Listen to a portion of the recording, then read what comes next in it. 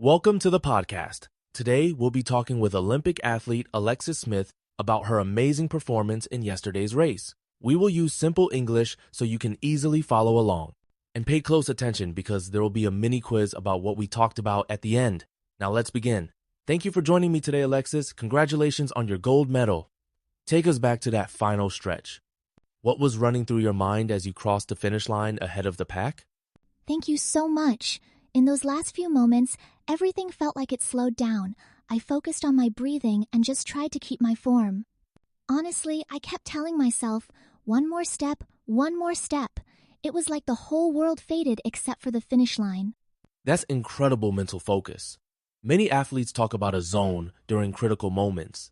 Can you describe that feeling further for our listeners who may not have experienced it themselves? Absolutely. Being in the zone is like being on autopilot, but you're also hyper-aware. Every sound, the crowd, my own heartbeat was both distant and sharp. It's almost like when you're so deep in thought, you forget what's around you. That's how I felt until I crossed the line. Let's shift gears and talk about your training.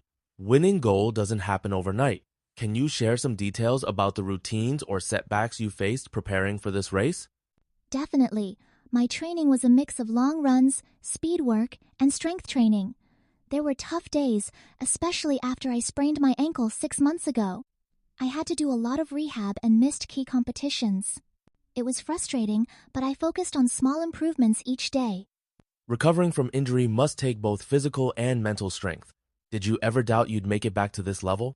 And if so, how did you push through those doubts? Absolutely. Doubt crept in often. There were nights I questioned if I'd ever run at my best again.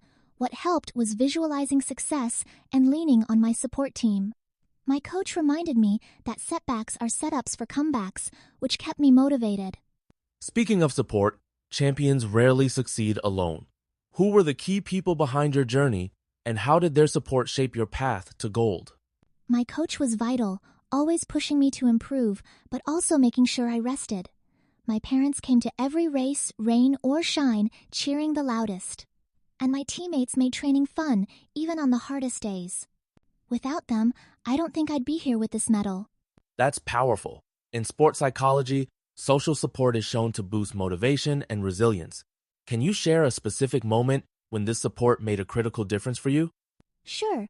Right before the semifinals, I was nervous and second-guessing my strategy.